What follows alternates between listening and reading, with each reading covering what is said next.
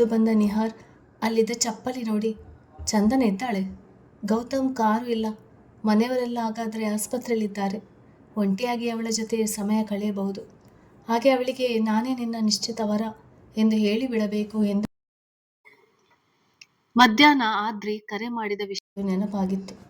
ಅವಳ ಬಿಡಿಸಿಕೊಳ್ಬೇಕು ಹೇಳುತ್ತಲೇ ಒಳಗೆ ಬಂದಿದ್ದವನು ಎಲ್ಲಿ ಇವಳು ಎಂದುಕೊಳ್ಳುತ್ತಲೇ ರೂಮಿನಿಂದ ಸದ್ದು ಕೇಳಿದಂತೆ ಎನಿಸಿ ಅತ್ತ ಬಂದವನು ಹರತೆರೆದ ಬಾಗಿಲಿನಿಂದ ನೋಡಿದ ದೃಶ್ಯ ಒಂದು ಕ್ಷಣ ಅದುರಿದವನು ಹಾಗೆಯೇ ನಿಂತು ಬಿಟ್ಟ. ಚಂದನ ಸನಿಹಕ್ಕೆ ಮತ್ತಷ್ಟು ಮತ್ತೇರಿದಾಗ ಗೌತಮ್ ಆವೇಶಗೊಂಡಿದ್ದವನು ಅವಳ ತುಟಿಗಳನ್ನು ಗಾಢವಾಗಿ ಚುಂಬಿಸುತ್ತಾ ಮತ್ತಷ್ಟು ತನ್ನ ಸನಿಹಕ್ಕೆ ಸೇರಿ ತನು ಮನ ನೆಮ್ಮದಿ ಎನ್ನುವ ಸ್ಪಂದನ ಕಡೆ ಮತ್ತಷ್ಟು ಅವನ ಕೊರಳಾಗಿ ಬಳಸಿದ್ದ.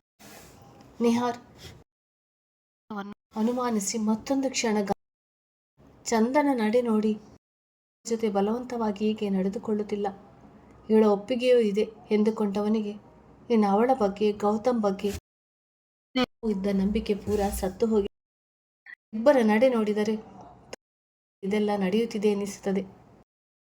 ಮೇಲೆ ಯಾವಾಗಲೂ ರೇಗಾಡುವುದು ಅವನಿಗೆ ಹೆದರಿ ಮುದುರಿಕೊಳ್ಳುತ್ತಿದ್ದ ಇಲ್ಲ ಎಂದು ತಿಳಿದುಕೊಂಡಿದ್ದು ನನ್ನ ದಡ್ಡತನ. ಇಬ್ಬರು ಸೇರಿ ನನ್ನನ್ನು ಮೂರ್ಖರ ಚಂದನ ಅವಳು ಅಂದುಕೊಂಡಿರಲಿಲ್ಲ.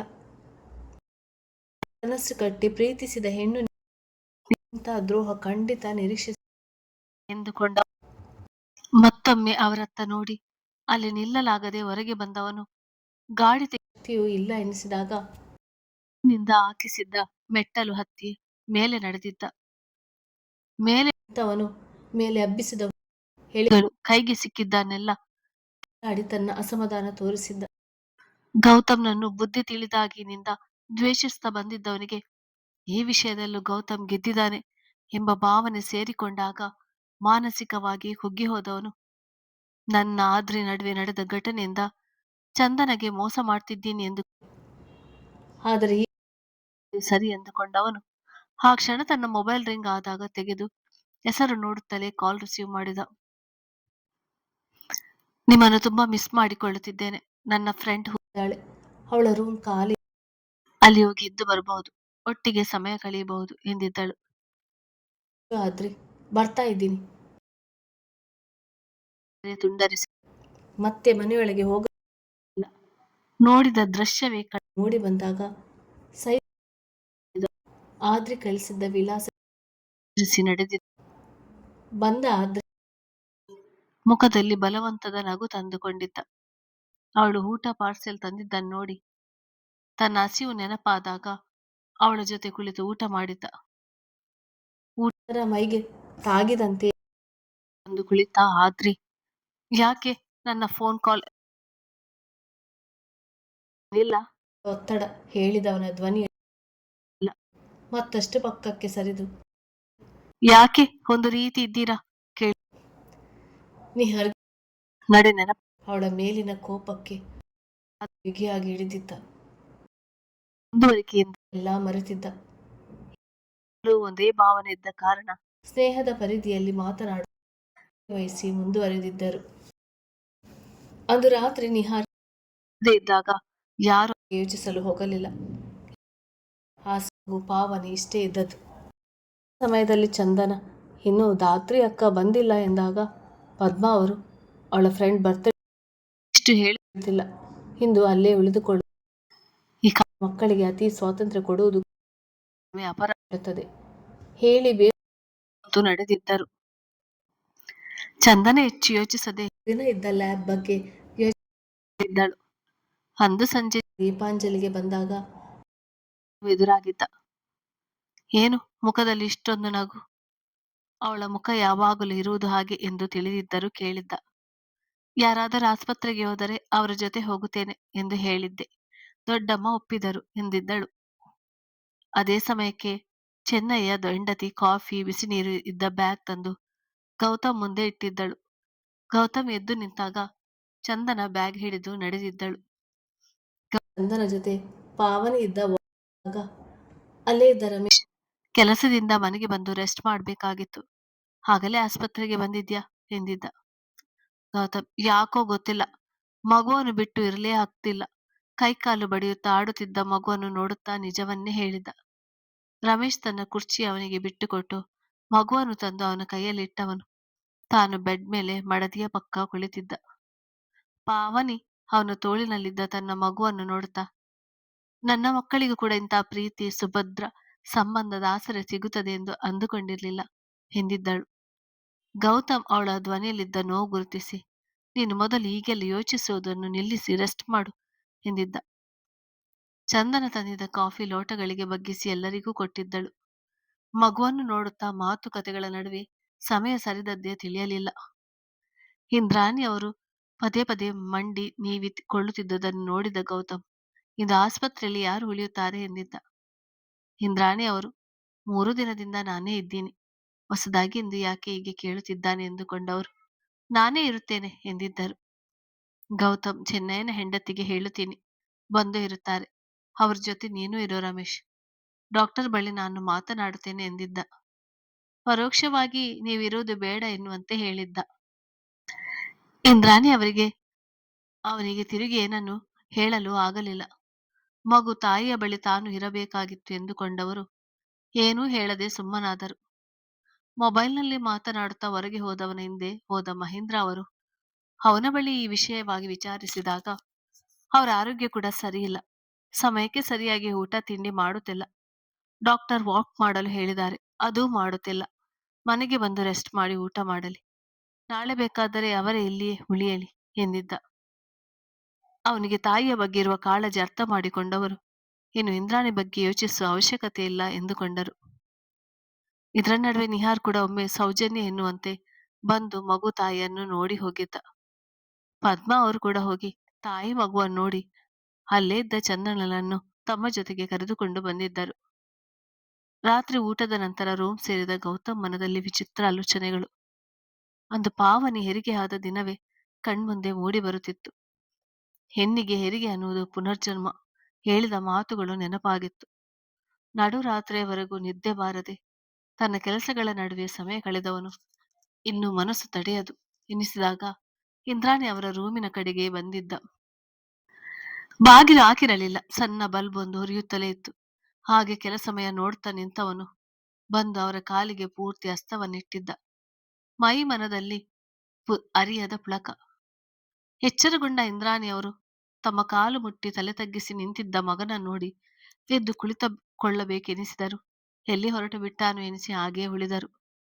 ಅವರನ್ನಾಗೆ ನೋಡುತ್ತಾ ಸ್ವಲ್ಪ ಸಮಯ ನಿಂತಿದ್ದ ಗೌತಮ್ ಹೊರಗೆ ಹೋಗಲು ಬಾಗಿಲ ಕಡೆಗೆ ಬಂದವನು ಅಲ್ಲಿದ್ದ ತನ್ನ ತಂದೆಯ ಭಾವಚಿತ್ರದ ಎದುರು ನಿಂತಿದ್ದ. ನಿನ್ನ ಬಾಳಿಗೆ ಯಾವ ಹೆಣ್ಣು ಬರಬಾರದು ಎಂದದು ನೆನಪಾಗಿತ್ತು. ಕ್ಷಮಿಸಿ ಎಂದವನು ಅಲ್ಲಿಂದ ಹೊರ ನಡೆದಿದ್ದ. ಗೌತಮ್ ಹೊರಟ ನಂತರ ಎದ್ದು ಕುಳಿತ ಇಂದ್ರಾಣಿ ಅವರಿಗೆ ನಂಬುವುದಕ್ಕೆ ಕಷ್ಟ ಎನಿಸಿತು. ಎದ್ದು ಕುಳಿತು ಅವನ ತಲೆ ನೆವರಿಸಿ ಒಮ್ಮೆ ಕ್ಷಮೆ ಕೇಳಬೇಕಾಗಿತ್ತು ಎನಿಸಿತು. ತಮ್ಮ ಮಗ ತಮಗೆ ಸಿಕ್ಕಂತೆ ಸಂಭ್ರಮಿಸಿದರು. ಇನ್ನು 3 ದಿನ ಕಳೆಯುತ್ತಲೇ ಪಾವನಿಯನ್ನು ಮಗುವನ್ನು ಮನೆಗೆ ಕರೆತಂದಾಗಿತ್ತು. ಗೌತಮ್ ಸಂಜೆ ಆಗುತ್ತಲೇ ಮನೆಗೆ ಬಂದು ಬಿಡುತ್ತಿದ್ದ. ಒಂದು ನಿಮಿಷ ಕೂಡ ಹೆಚ್ಚಿಗೆ ಹೊರಗೆ ಉಳಿಯುವ ಮನಸ್ಸಾಗುತ್ತಿರಲಿಲ್ಲ. ಬರುತ್ತಲೇ ಅವನು ಕೇಳುತ್ತಿದ್ದ ಮೊದಲ ಮಾತು, ಮಗು ಮಲಗಿದೆಯಾ, ಎದ್ದಿದ್ದಾನಾ ಎಂದು. ದಿನ ಅದೇ ಸಮಯಕ್ಕೆ ಮಗು ಕೂಡ ಮಲಗಿ ಎದ್ದು ಆಡುತ್ತಿತ್ತು. ಫ್ರೆಶ್ ಆಗಿ ಬಂದು ಸ್ವಲ್ಪ ಸಮಯ ಮಗುವಿನೊಂದಿಗೆ ಕಳೆದು ನಂತರ ತನ್ನ ರೂಮ್ ಸೇರುತ್ತಿದ್ದ. ಮಗುವಿನ ಮುಖದಲ್ಲಿ ಯಾವಾಗಲೂ ಏನನ್ನೋ ಹುಡುಕುತ್ತಿರುವಂತೆ ಕಾಣುತ್ತಿದ್ದ. ಅಂದು ಕೂಡ ಬಂದವನು ತನ್ನ ರೂಮಿಗೆ ಹೋಗಿ ಕೈಕಾಲು ತೊಳೆದು ಬಂದವನು, ಪಾವನಿ, ಮಗ ಏನ್ ಮಾಡ್ತಿದ್ದಾನೆ ಎಂದು ಜೋರಾಗಿ ಹೇಳಿ ಹಾಲ್ನಲ್ಲಿ ಬಂದು ಕುಳಿತಿದ್ದ. ಅರ್ಥ ಮಾಡಿಕೊಂಡ ಇಂದ್ರಾಣಿ ಅವರು ಮಗುವನ್ನು ಮಂದ ಬಟ್ಟೆಯಲ್ಲಿ ಮಲಗಿಸಿ ತಂದು ಕುಳಿತಿದ್ದವನ ಕೈಯಲ್ಲಿ ಇಟ್ಟು ಹೋಗಿದ್ದರು. ಕೈಕಾಲು ಬಡಿಯುತ್ತಾ ಮುಷ್ಟಿಯಲ್ಲಿ ಮುಖ ಉಜ್ಜಿಕೊಂಡು ಆಡುತ್ತಿದ್ದ ಮಗುವನ್ನು ನೋಡುತ್ತಾ ಕುಳಿತ. ಬಂದ ಚಂದನ ಕೂಡ ಮಗುವನ್ನು ನೋಡುತ್ತಾ ಅಲ್ಲೇ ಸಮೀಪದಲ್ಲೇ ಕುಳಿತಿದ್ದಳು. ಜಗದ ಅರಿವಿಲ್ಲ. ಸ್ವಾರ್ಥ, ತಪ್ಪು, ಸರಿ ಯಾವುದರ ನೆರಳು ಇನ್ನು ನಿನ್ನ ಮೇಲೆ ಬಿದ್ದಿಲ್ಲ. ಕಣ್ಣ ತುಂಬಿರುವುದು ವಿಸ್ಮಯ ಮಾತ್ರ. ಇದೇ ವಿಸ್ಮಯ ನಾಲಾಯಕ್ ನನ್ನ ಬದುಕಿಗೆ ಬಂದ ಮೇಲೆ ಅವಳ ಬಗ್ಗೆಯೂ ಮೂಡಿತು. ತಾಯಿ ಮಗುವನ್ನು ಕಾಪಾಡುವ ಹಾಗೆ ಅವಳನ್ನು ನೋಡಿಕೊಳ್ಬೇಕು ಎನಿಸ್ತದೆ. ಅವಳು ಕೂಡ ಅಷ್ಟೇ. ಮಗು ತಾಯಿಯ ಮಡಿಲನ್ನು ನಂಬುವಂತೆ ನನ್ನ ನಂಬಿದಾಳೆ ಎಂದು ಆ ನಂಬಿಕೆ ಅಲುಗಾಡದಂತೆ ನೋಡಿಕೊಳ್ಬೇಕು ಎಂದುಕೊಂಡೆ ಮಗುವನ್ನೇ ನೋಡುತ್ತಿದ್ದವಳ ಕಡೆಗೆ ನೋಡಿದ. ಅವಳ ಮುಖದಲ್ಲಿ ಎಂದಿನದೇ ಹೂನಗು. ಒಮ್ಮೆಯೂ ಅವಳ ಮುಖದಲ್ಲಿನ ಈ ನಗು ಕರಗಬಾರದು ಹೇಳಿಕೊಂಡು ಮಗುವಿನ ಕಡೆ ಮತ್ತೊಮ್ಮೆ ನೋಡಿದವನು ಅದರ ಕೈ ಸವರಿದ್ದ. ಪುಟ್ಟ ಬೆರಳುಗಳು ಅವನ ತೋರು ಬೆರಳನ್ನು ಹಿಡಿದಾಗ ಅವನ ಮುಖದಲ್ಲಿ ಸಣ್ಣ ನಗು ಮೂಡಿತು.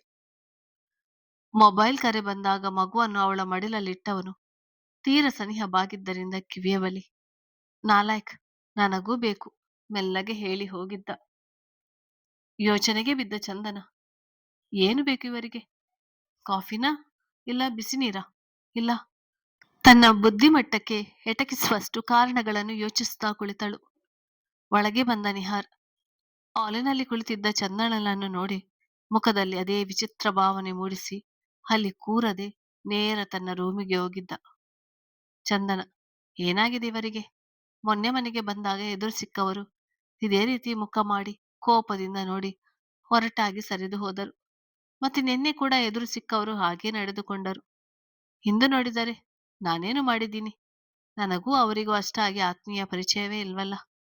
ಒಂದು ವೇಳೆ ಅವರು ಹೇಳಿದಂತೆ ಇವರಿಗೆ ಹುಚ್ಚು ಹೆಚ್ಚಾಗಿರ್ಬೋದಾ? ಯಾವುದಕ್ಕೂ ನನ್ನ ಹುಷಾರಿನಲ್ಲಿ ನಾನು ಇರಬೇಕು, ಹತ್ತಿರ ಹೋಗೋದು ಮಾತನಾಡಿಸುವುದು ಮಾಡಬಾರ್ದು ಎಂದುಕೊಂಡವಳು ಮಗುವಿನ ಕಡೆ ನೋಡುತ್ತಾ ಉಳಿದಳು.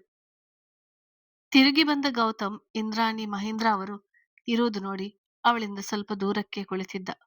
ಬಂದ ರಮೇಶ್ ಕೂಡ ಅವರ ಜೊತೆ ಸೇರಿದ್ದ. ಮಹೇಂದ್ರ ಅವರು 11ನೇ ದಿನಕ್ಕೆ ಮನೆಯಲ್ಲಿ ಪೂಜೆ ಮಾಡಿಸಿ ಮಗುವಿಗೆ ಹೆಸರಿಡ್ಬೇಕು. ಚಿನ್ನಯ್ಯನ ಹೆಂಡತಿ ಆಗಲೇ ಮನೆ ಕ್ಲೀನ್ ಮಾಡಲು ಶುರು ಮಾಡಿದ್ದಾಳೆ. ಇದಕ್ಕೆಲ್ಲ ಬಣ್ಣ ಹೊಡಿಸುವುದು ಏನು ಬೇಕಾಗಿಲ್ಲ ಎನ್ನುತ್ತಿದ್ದಳು. ಎಲ್ಲಕ್ಕಿಂತ ಮುಖ್ಯವಾಗಿ ಮೊದಲು ಶಾಸ್ತ್ರಿಗಳನ್ನು ಭೇಟಿ ಮಾಡಿ ಮಗು ಹುಟ್ಟಿದ ಸಮಯ ಹೇಳಿ ಹೆಸರಿಗೆ ಬೇಕಾದ ಅಕ್ಷರ ಹಾಗೆ ಮಗುವಿನ ಜಾತಕ ಬರೆಸುವುದರ ಜೊತೆಗೆ ಒಂದು ಪೂಜೆ ಮಾಡಿಕೊಡಲು ತಾರೀಕು ನಿಶ್ಚಯಿಸಿ ಅಡ್ವಾನ್ಸ್ ಕೊಟ್ಟು ಬರಬೇಕು ಎಂದಿದ್ದರು.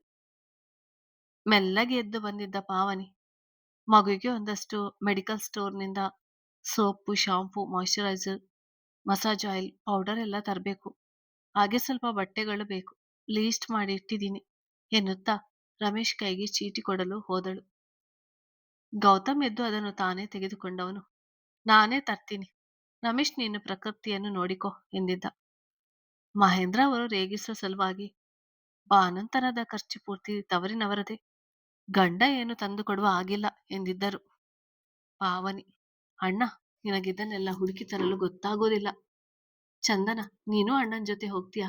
ಹಾಗೆ ಎಳೆ ಮಕ್ಕಳದು ಸೆಟ್ ಇರುವ ಬಟ್ಟೆಯ ಕಿಟ್ ಬರುತ್ತೆ, ಅದನ್ನು ತಂದು ಬಿಡು ಎಂದಿದ್ದಳು. ಎದ್ದು ನಿಂತ ಗೌತಮ್, ನೀನು ಹೋಗಿ ರೆಸ್ಟ್ ಮಾಡು ಎಂದಾಗ ಚಂದನ ತೊಡೆ ಮೇಲಿದ್ದ ತನ್ನ ಮಗುವನ್ನು ಎತ್ತಿಕೊಂಡವಳು ಬೇಗ ಹೋಗು ಎಂದಿದ್ದಳು. ಹೊರಟ ಗೌತಮ್ನನ್ನು ನೋಡಿ, ಇಂದ್ರಾಣಿ ಅವರು ಅವಳನ್ನು ಯಾಕೆ ಕಳಿಸಲು ಹೋದೆ?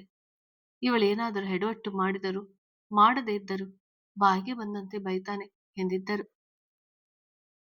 ಹಾಗೇನೂ ಆಗೋಲ್ಲ ಬಿಡಿ ಅಮ್ಮ ಎಂದವಳು ರಮೇಶ್ ಕಡೆಗೆ ನೋಡಿದಳು. ಸತ್ಯ ಅವರಿಬ್ಬರಿಗೆ ತಿಳಿದಿದ್ದರಿಂದ. ಗೌತಮ್ ಬಂದು ಕುಳಿತವಳ ನೋಡಿ ಕಾರ್ ಸ್ಟಾರ್ಟ್ ಮಾಡಿದವನು ಆ ದಿನ ಸಂಜೆ ಅವಳ ಜೊತೆ ಕಳೆದ ಕ್ಷಣಗಳ ನೆನಪಾದಾಗ ಕೈ ಹಿಡಿದವನು, ಎಲ್ಲಿ ನಿನ್ನ ತಂದೆ ಬರ್ತಾರೆ ಎಂದಿದ್ದೆ, ಬರ್ಲೇ ಇಲ್ಲ. ಅವನೇ ವಿಷಯಕ್ಕೆ ಬಂದಿದ್ದ. ಚಂದನ, ಅಜ್ಜಿಗೆ ಹುಷಾರಿಲ್ಲವಂತೆ, ಇಲ್ಲಿ ನನ್ನ ನೋಡಲು ಬರುವ ಬದಲು ಹಳ್ಳಿಗೆ ಹೋಗಿದ್ದಾರೆ, ಅವರು ಬಂದಾಗ ಹೇಳುತ್ತೇನೆ ಎಂದಿದ್ದಳು. ಇನ್ನು ಎಷ್ಟು ದಿನ ಇದೆ ನಿನ್ನ ಕಾಲೇಜ್? ಮುಖ ಗಂಟಕ್ಕೆ ಕೇಳಿದ. 4 ತಿಂಗಳು. ಹಾಗೆ ಒಂದು ವಿಷಯ ಹೇಳ್ಬೇಕಾಗಿತ್ತು. ಏನದು? ಅದು ಅವರಿಗೆ ಹೆಚ್ಚಾಗಿದೆ. ಯಾವುದು? ಯಾರಿಗೆ? ಏನು ಹೆಚ್ಚಾಗಿದೆ? ಮೊದಲು ಸರಿಯಾಗಿ ಮಾತನಾಡುವುದು ಕಲಿತುಕೋ, ಕೋಪದಿಂದಲೇ ನೋಡಿ ಹೇಳಿದ. ಅದು ನಿಹಾರ್ ಅವರಿಗೆ ಹುಚ್ಚು ಹೆಚ್ಚಾಗಿದೆ. ನಿನಗ್ಯಾಕೆ ಬಂತು ಈ ಅನುಮಾನ? ಗೊತ್ತಿಲ್ಲ, 3 ದಿನದಿಂದ ನಾನು ಎದುರಿಗೆ ಸಿಕ್ಕಿದ್ರೆ ಸಾಕು ತುಂಬ ಕೋಪದಿಂದ ವಿಚಿತ್ರವಾಗಿ ಮುಖ ಮಾಡಿಕೊಂಡು ನೋಡಿ ಎದ್ದು ಹೋಗಿ ಬಿಡುತ್ತಾರೆ. ಮೊದಲು ಅವರನ್ನು ಡಾಕ್ಟರ್ಗೆ ತೋರಿಸಿ ಮಾತ್ರೆ ತೆಗೆದುಕೊಳ್ಳುವುದು ಮರೆತಿರ್ಬೇಕು ಎಂದಿದ್ದಳು. ಒಮ್ಮೆ ಗೌತಮ್ ಅವನಿಗೆ ಹಿಡಿದಿರುವ ಹುಚ್ಚು ಬಿಡಿಸ್ತೇನೆ ಎಂದದ್ದು ನೆನಪಾಗಿ.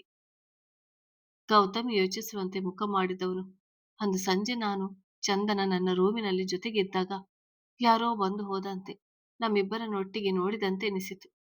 ಅದು ನಿಹಾರ್ ಇರಬಹುದು ಎನಿಸ್ತದೆ. ಅದು ಸರಿ, ನಮ್ಮಿಬ್ಬರನ್ನು ಹಾಗೆ ನೋಡಿ ಅವನ್ಯಾಕೆ ಇವಳ ಮೇಲೆ ಕೋಪ ಮಾಡಿಕೊಳ್ಳುತ್ತಾನೆ? ಯೋಚಿಸಿದವನ ಮುಖ ನಿಧಾನವಾಗಿ ಬಿಗಿದುಕೊಂಡಿತ್ತು. ಯಾಕೆ, ಏನಾಯ್ತು ಹೀಗೆ ಮತ್ತೆ ಗಂಭೀರ ಆಗೋದ್ರಿ ಕೇಳಿದವಳಿಗೆ. ಏನೂ ಇಲ್ಲ ಎಂದವನು ಅವನ ಜೊತೆ ಮಾತನಾಡಬೇಕು. ಅವನ ನೆರಳು ಕೂಡ ಇವಳ ಮೇಲೆ ಬಿದ್ದರೆ ಅವನನ್ನ ಜೀವ ಸಹಿತ ಉಳಿಸುವುದಿಲ್ಲ. ಹೀಡಿಯಟ್. ನನಗೆ ಸೇರಿದ್ದರ ಮೇಲೆ ಕಣ್ಣು ಹಾಕಲು ಅವನಿಗೆಷ್ಟು ಧೈರ್ಯ? ಅವನ ಯೋಗ್ಯತೆಗೆ ತಕ್ಕನಾದುದನ್ನು ನೋಡಿಕೊಂಡಿದ್ದರೆ ಆಗುತ್ತಿತ್ತು. ಆಕಾಶಕ್ಕೆ ಕೈ ಚಾಚಲು ಪ್ರಯತ್ನ ಪಡ್ತಾನೆ. ಹೇಳಿಕೊಂಡೇ ಅವಳ ಕಡೆ ತಿರುಗಿ ನೋಡಿದ್ದ. ಇದ್ಯಾವುದರ ಅರಿವಿರದ ಚಂದನ. ರಸ್ತೆ ಬದಿಯಲ್ಲಿ ಕಾಣುತ್ತಿದ್ದ ಮರ ಗಿಡಗಳ ನೋಡುತ್ತಾ ಮೈಮರೆತಿದ್ದಳು. ಕೈಗೆ ಮುತ್ತಿಟ್ಟಾಗ ಬೆಚ್ಚಿ ತಿರುಗಿ ನೋಡಿದಳು. ಗಮನ ಬೇರೆ ಕಡೆ ಯಾಕೆ? ಕೇಳಿದ್ದ. ನಿಮ್ಮ ನೇರವಾಗಿ ನೋಡಲು ಒಮ್ಮೊಮ್ಮೆ ಭಯ, ಹಾಗೆ ಸಂಕೋಚ ಆಗುತ್ತೆ. ನಾನು ಆ ಕಡೆ ಈ ಕಡೆ ನೋಡುವಾಗ ನುಂಗುವಂತೆ ಚೆನ್ನಾಗಿ ನೋಡುತ್ತೀಯ. ಆಗ ಮಾತ್ರ ತಾನೆ ನಿಮ್ಮನ್ನು ಸರಿಯಾಗಿ ನೋಡಲಾಗುವುದು. ಆದರೆ ಮಾತನ್ನು ಅಷ್ಟಕ್ಕೆ ನಿಲ್ಲಿಸಿದಳು. ಮುಂದುವರಿಸು ಪುರಾಣನ ಹೇಳಿದ್ದ. ಬೇಡ ಬಿಡಿ. ಈ ಅನುಮಾನದ ರಾಗ ಯಾಕೆ? ಪರವಾಗಿಲ್ಲ ಹೇಳು. ಅದು ನಿಮ್ಮನ್ನು ಎಷ್ಟು ನೋಡಿದರೂ ಸಾಕು ಅನಿಸುವುದೇ ಇಲ್ಲ. ಒಮ್ಮೆ ನೀವು ಮೊಬೈಲ್ನಲ್ಲಿ ಮಾತನಾಡುವಾಗ ಅಡುಗೆ ಮನೆಯಿಂದ ಡೈನಿಂಗ್ ಹಾಲ್ನಿಂದ ಜಾಸ್ತಿಯೇ ನೋಡುತ್ತಿರುತ್ತೇನೆ. ಆದರೂ ದೊಡ್ಡಮ್ಮನ ಮನೆಯಲ್ಲಿರುವಾಗ ನಿಮ್ಮ ಮನೆಗೆ ಬರಬೇಕು, ನಿಮ್ಮನ್ನು ನೋಡ್ಬೇಕು ಅನ್ಸುತ್ತೆ. ಒಮ್ಮೊಮ್ಮೆ ನೀವು ಜೊತೆಗಿಲ್ಲ ಅಂತ ಅಳು ಕೂಡ ಬಂದು ಬಿಡುತ್ತೆ. ನನಗೆ ಅಳುವ ಉದ್ದೇಶನೇ ಇಲ್ಲ, ಆದರೂ ಗೊತ್ತಿಲ್ಲದೆ ಕಣ್ಣು ತುಂಬಿ ಬಿಡುತ್ತದೆ ಎಂದಿದ್ದಳು, ಮುಖದ ತುಂಬಾ ಪ್ರಶ್ನೆ ತುಂಬಿಕೊಂಡು. ಗೌತಮ ಅವಳ ಮಾತಿಗೆ ಉರಿಯುತ್ತಿದ್ದ ಸೂರ್ಯ ಮೋಡದ ಮರೆಗೆ ಸರಿದಂತೆ ಆಗಿದ್ದ. ನನ್ನನ್ನು ಅಷ್ಟೊಂದು ಮಿಸ್ ಮಾಡ್ತೀಯಾ? ಕೇಳಿದ್ದ. ಎಂದಿಗಿಂತ ತುಂಬಾ ಹತ್ತಿರದವಳು ಎನ್ನುವಂತೆ ನೋಡುತ್ತಾ. ಹೌದು ಎನ್ನುವಂತೆ ತಲೆ ಆಡಿಸಿ ನೋಟ ತಗ್ಗಿಸಿದಳು. ಹಿಡಿದಿದ್ದ ಕೈಯನ್ನು ಮತ್ತಷ್ಟು ಸನಿಹಕ್ಕೆ ಎಳೆದಿದ್ದನು. ಉತ್ತರಿಸುವ ಸಲುವಾಗಿ ಬಂದ ಮೊಬೈಲ್ ಕರೆ ಅವನನ್ನು ತಡೆದಿತ್ತು. ನಂತರ ಮಾತು ಕನ್ಸ್ಟ್ರಕ್ಷನ್ ಬಳಿ ನಡೆದ ಗಲಾಟೆಯ ಬಗ್ಗೆ ಸಾಗಿತ್ತು. ಮಾಲ್ ಒಂದರ ಮುಂದೆ ಕಾರು ನಿಲ್ಲಿಸಿದವನು ನೀನು ಪರ್ಚೇಸ್ ಮಾಡಿ ಬಿಲ್ ಹಾಕಿಸು ಹೇಳುತ್ತಾ ಮೊಬೈಲ್ನಲ್ಲಿ ಮಾತನಾಡುತ್ತಾ ಅವಳ ಜೊತೆಗೆ ನಡೆದಿದ್ದ. ಕೆಲ ಸಮಯದ ನಂತರ ಬಳಿ ಬಂದು ನಿಂತವಳು ಆಯ್ತು ಎನ್ನುವಂತೆ ನೋಡಿದಾಗ ಅವಳ ಜೊತೆ ಹೋಗಿ ಬಿಲ್ ಪೇ ಮಾಡಿ ಕೊಂಡಿದ್ದವುಗಳನ್ನು ಹಿಡಿದು ನಡೆದಿದ್ದ. ಕಾರಿನಲ್ಲೂ ಕೂಡ ಪೊಲೀಸ್ ಸ್ಟೇಷನ್ಗೆ ಫೋನ್ ಮಾಡಿ ಮಾತನಾಡುತ್ತಾ ಸಮಯ ಕಳೆದಿದ್ದ. ಈ ಬಾರಿ ಮರಳು ಒದಗಿಸುವ ಕಾಂಟ್ರಾಕ್ಟ್ ಬೇರೆಯವರಿಗೆ ಒಪ್ಪಿಸಿದ ಕಾರಣ ಹಳಬರು ಕಿತಾಪತಿ ನಡೆಸಿ ಬಂದು ಇಂಜಿನಿಯರ್ಗಳ ಬಳಿ ಜಗಳ ನಡೆಸಿ ಅದನ್ನು ಒಡೆದಾಟದವರೆಗೂ ಕೊಂಡು ಹೋಗಿದ್ದರು. ಅವಳನ್ನು ಮನೆಯ ಆವರಣದಲ್ಲಿ ನಿಲ್ಲಿಸಿ ಹೊರಡ್ತೀನಿ, ಕೆಲ್ಸ ಇದೆ, ನಿಧಾನಕ್ಕೆ ಹೋಗು, ಮೆಟ್ಟಲು ಹೆಡವಿ ಬೀಳ್ಬೇಡ ಎಂದಿದ್ದ. ಅಲ್ಲೇ ನಿಂತವಳು ಹೋಗಿ ಬರ್ತೀನಿ ಎಂದು ಹೇಳ್ಬೇಕಂತೆ. ಹಾಗೆ ನೀವು ಏನು ಹೇಳಲೇ ಇಲ್ಲ ಕೇಳಿದ್ದಳು. ಯಾವ ವಿಷಯ?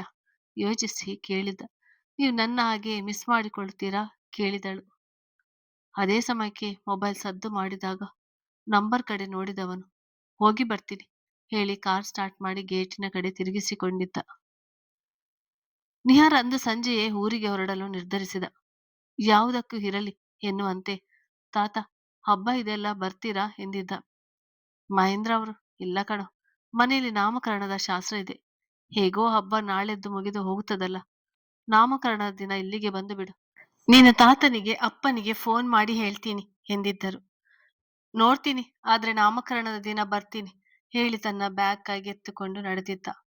ತನ್ನ ಕೆಲಸಗಳೆಲ್ಲ ಮುಗಿಸಿಕೊಂಡು ಗೌತಮ್ ಮನೆಗೆ ಬರುವ ವೇಳೆಗೆ ರಾತ್ರಿ 10ರ ಸಮಯ ದಾಟಿತ್ತು.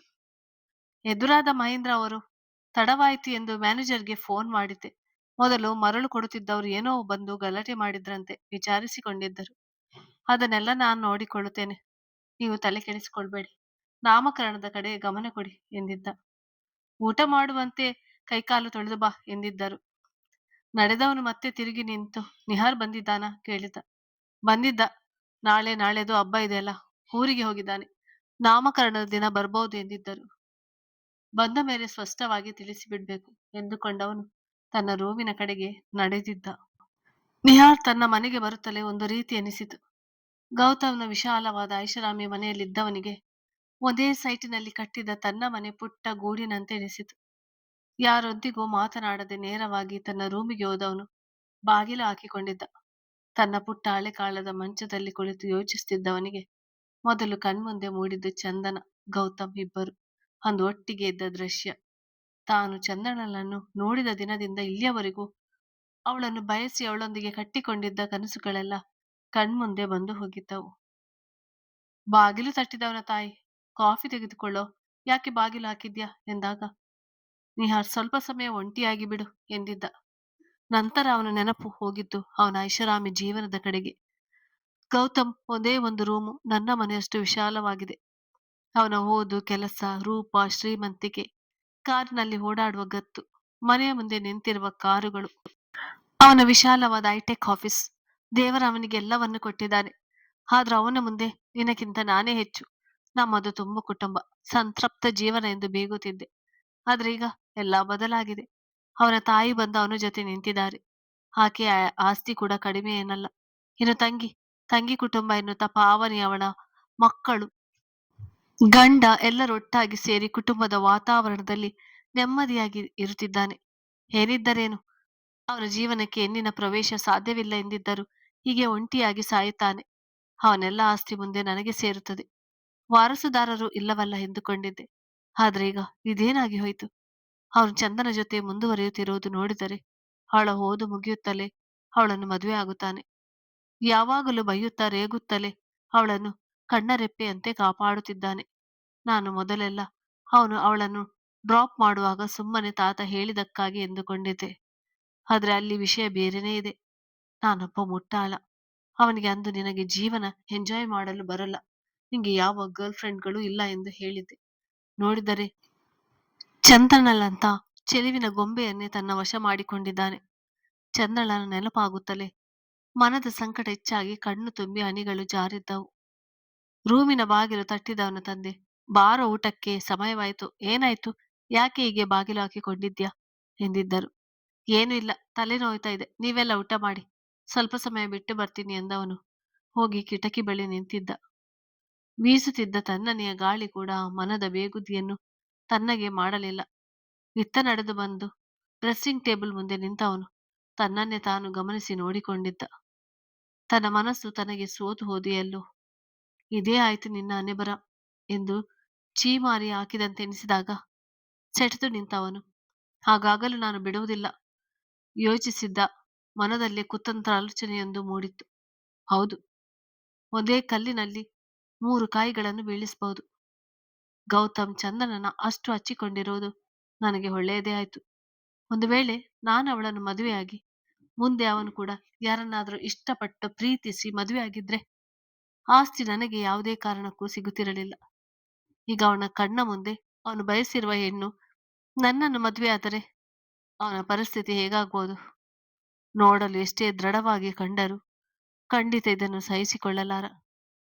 ಅವನ ಪತನಕ್ಕೆ ಇದೇ ಕಾರಣವಾಗುತ್ತದೆ. ಹಾಗೆ ಅವನೆಲ್ಲ ಆಸ್ತಿಯನ್ನು ಚಂದನ ಹೆಸರಿಗೆ ಬರೆಯುತ್ತಾನೆ. ಹೇಗೋ ಅವಳು ನನ್ನ ಹೆಂಡತಿಯಾಗಿರುತ್ತಾಳೆ. ಆಗ ಹಕ್ಕಿನಿಂದ ನಾನು ಅನುಭವಿಸಬಹುದು. ಹೌದು, ನನ್ನ ಆಲೋಚನೆ ಸರಿಯಾಗಿದೆ. ಒಂದು ಚಂದನ ನನ್ನವಳಾಗುತ್ತಾಳೆ. ಗೌತಮ್ ಆಸ್ತಿ ನನಗೆ ಸೇರುತ್ತದೆ. ಗೌತಮ್ ನನ್ನ ಮುಂದೆ ಸೋತು ಇಷ್ಟು ದಿನ ನಾನು ಅವನನ್ನು ನೋಡಿ ಕುಗ್ಗಿ ಹೋಗುತ್ತಿದ್ದಂತೆ ನನ್ನ ಚಂದನನನ್ನು ಒಟ್ಟಿಗೆ ನೋಡಿ ಅವನು ಒಳಗೊಳಗೆ ಕುಗ್ಗಿ ನಶಿಸಿ ಹೋಗುತ್ತಾನೆ. ಇದು 3 ಆಗ್ಬೇಕು ಎಂದ್ರೆ ನನ್ನ ಚಂದನಲ ಮದುವೆ ಆಗ್ಲೇಬೇಕು. ಅವರಿಬ್ಬರನ್ನು ನೋಡಿದರೆ ಮುತ್ತಿಗಿಂತ ಮುಂದಕ್ಕೆ ಖಂಡಿತ ಹೋಗಿಲ್ಲ. ಯಾಕೆಂದ್ರೆ ಅವರಿಬ್ಬರ ಮುಖದಲ್ಲಿ ಇನ್ನೂ ಸಂಕೋಚ, ನಾಚಿಕೆ ತೊರೆದು ಹೋಗಿಲ್ಲ. ಹಾಗೇ ಇದೆ. ಒಂದು ವೇಳೆ ಅದು ನಡೆದಿದ್ದರೆ ಚಂದನ ಅವನಿಗೆ ಅಷ್ಟೊಂದು ಅಂಜುತ್ತಿರಲಿಲ್ಲ. ಅಂದರೆ ಅವರಿಬ್ಬರ ನಡುವೆ ಯಾವುದೇ ದೈಹಿಕ ಸಂಬಂಧ ನಡೆದಿಲ್ಲ. ದೃಢವಾದ ನಂಬಿಕೆ ಮೂಡಿದಾಗ ಮನಸ್ಸು ಸಮಸ್ಥಿತಿಗೆ ಬಂದು ಎದ್ದು ಹೊರಗೆ ಬಂದಿದ್ದ. ಎದುರಾದ ತನ್ನ ತಂದೆಗೆ, ಚಂದನ ಕುಟುಂಬದವರಿಗೆ ಮತ್ತೊಮ್ಮೆ ಕರೆ ಮಾಡಿ ನೆನಪಿಸಿ, ಹಾಗೆ ನಾನು ಬಂದಿದ್ದೇನೆ ಎಂದು ತಿಳಿಸಿ, ಹಬ್ಬಕ್ಕೆ ಬರಲಿ, ನಾಳೆ ಅವರನ್ನು ಚೆನ್ನಾಗಿ ಉಪಚರಿಸಿ ಗೌರವಿಸಿ ಕಳಿಸಿಕೊಡೋಣ. ಈ ಮದುವೆ ನನಗೆ ತುಂಬಾ ಮುಖ್ಯ ಎಂದಿದ್ದ. ಅವನ ತಂದೆಗೆ ಚಂದನಲ ಹೆಸರಿಗೆ ಅವರ ಹಳ್ಳಿಯಲ್ಲಿನ ಜಮೀನು ಬರುತ್ತದೆ ಎಂದು ತಿಳಿದಿದ್ದ ಕಾರಣ ಅವರು ಕೂಡ ಈ ಸಂಬಂಧದ ಬಗ್ಗೆ ಉತ್ಸುಕರಾಗಿದ್ದರು. ಉಂಟಾಗಿದ್ದ ಸಮಸ್ಯೆ ಹೆಚ್ಚು ಕಡಿಮೆ ಬಗೆಹರಿದಿತ್ತು. ಗೌತಮ್ ಸಮಯವನ್ನೊಮ್ಮೆ ನೋಡಿದವನು ಇನ್ನೂ ನಾಲಾಯಕ್ ಮಲಗಿರುವುದಿಲ್ಲ ಎನಿಸುತ್ತದೆ. ತುಂಬಾ ಸಮಯದ ನಂತರ ಹೊರಗೆ ಕರೆದುಕೊಂಡು ಹೋಗಿದ್ದೆ. ಏನಾದರೂ ಕೊಡಿಸಬೇಕಾಗಿತ್ತು. ಮಗುವಿಗೆ, ಪಾವನಿಗೆ ಎಂದು ಶಾಪಿಂಗ್ ಮಾಡಿದ್ಲು. ಅವಳಿಗೂ ಏನಾದರೂ ಬೇಕಿತ್ತೇನು, ಕೊಂಡುಕೊಳ್ಳಲು ಹೇಳಬೇಕಾಗಿತ್ತು. ಇಂದಿನ ಕೆಲಸಗಳ ಒತ್ತಡದಲ್ಲಿ ಮರೆತೇ ಬಿಟ್ಟೆ. ಒಮ್ಮೆ ಅವಳಿಗಾಗಿ ಶಾಪಿಂಗ್ ಮಾಡಿಸಬೇಕು ಎಂದುಕೊಂಡವನು ಮೆಸೇಜ್ ಟೈಪ್ ಮಾಡಿ ಕಳಿಸಿದ್ದ. ಇನ್ನೂ ಎಚ್ಚರವಾಗಿಯೇ ಇದ್ದೀಯಾ ಎಂದು. ಓದಿದ್ದ ಚಂದನ ಮರುಕ್ಷಣೆಯು ಟೈಪ್ ಮಾಡಿ ಕಳಿಸಿದ್ದಳು. ಯೋಚಿಸ್ತಾ ಇದ್ದೆ ಎಂದು. ನಿನ್ನ ತಲೆ ಯೋಚಿಸ್ತಾ ಇದ್ದೆ ಎನ್ನುವ ಮೊದಲು ಏನನ್ನು ಯೋಚಿಸ್ತಿದ್ದೆ ಎಂದು ಸೇರಿಸಿ ಕಳಿಸ್ಬೇಕು ತಾನೆ. ಒಮ್ಮೊಮ್ಮೆ ಹೀಗೆ ಆಗಿ ಹೋಗುತ್ತೆ. ಸರಿ ಅದೇನು ಹೇಳು? ಟೆನ್ಷನ್ ಅಲ್ಲಿ ಇದ್ರಲ್ಲ, ಈಗ ಸರಿ ಹೋದ್ರಾ? ಇಲ್ಲ ಅಂದ್ರೆ ಈಗ ಬರ್ತೀಯಾ? ನಾನು ಯಾಕೆ? ತಲೆ ಹೊತ್ತುದಕ್ಕೆ. ಈಗ ಹೇಗೆ ಆಗುತ್ತೆ? ಗೊತ್ತು ತಾನೆ. ಸರಿ ವಿಷಯ ಹೇಳು. ಅದು ನೀವು ಕೂಡ ನನ್ನನ್ನು ಮಿಸ್ ಮಾಡಿಕೊಳ್ತೀರಾ? ನಾನು ಮಿಸ್ ಮಾಡೋದನ್ನು ಹೇಳಿದ್ರೆ, ನಡೆಯಲ್ಲಿ ತೋರಿಸಿದರೆ ನೀನು ಸಹಿಸಿಕೊಳ್ತೀಯಾ? ಇಲ್ಲ. ಹಾಗಾಗಿ ನಿಂಗೆ ಹೇಳಲ್ಲ. ನೀವು ನನ್ನನ್ನು ಮಿಸ್ ಮಾಡಿಕೊಳ್ಳುವುದು ನನಗೆ ತಾನೇ ಹೇಳ್ಬೇಕು. ನನಗೆ ಅರ್ಥ ಆಗಲ್ಲ ಅಂದ್ರೆ ಹೇಗೆ? ನನಗೂ ಅನ್ಸುತ್ತೆ ಅಲ್ವಾ, ನನ್ನನ್ನು ಎಷ್ಟು ಮಿಸ್ ಮಾಡಿಕೊಳ್ತೀರಾ ಎಂದು ತಿಳಿದುಕೊಳ್ಬೇಕು ಅಂತ. ಸರಿ, ಹೇಳುವುದಕ್ಕಿಂತ ಪ್ರಾಕ್ಟಿಕಲ್ ಆಗಿ ಎಷ್ಟು ಮಿಸ್ ಮಾಡಿಕೊಳ್ಳುತ್ತೇನೆ ಎಂದು ಎದುರು ಸಿಕ್ಕಾಗ ತೋರಿಸ್ತೀನಿ ಬಿಡು. ಆಗ ಬಿಡಿಸಿಕೊಂಡು ಹೋಗಲು ನೋಡಿದ್ರೆ ತೆಗೆದು 4 ಬಾರಿಸ್ತೀನಿ. ಹೌದಾ, ಸರಿ. ಪುನಃ ನನ್ನ ಕೈಗೆ ಕೊಟ್ಟು ಏನೋ ಹೇಳಿದ್ರಿ, ಸರಿಯಾಗಿ ಅರ್ಥ ಆಗ್ಲಿಲ್ಲ. ನಿಮ್ಗೆ ಕಾಫಿ ಟೀ ಏನಾದ್ರೂ ಕೊಡ್ಬೇಕಾಗಿತ್ತಾ? ಎಲ್ಲರೂ ಬಂದಾಗ ವಿಚಾರಿಸಲು ಆಗ್ಲಿಲ್ಲ. ಏನನ್ನು ಕೇಳಿದ್ ನೀವು? ಟೈಪ್ ಮಾಡಿ ಕಳಿಸಿದ್ದಳು. ಕತೆ ಮುಂದುವರಿಯುತ್ತದೆ.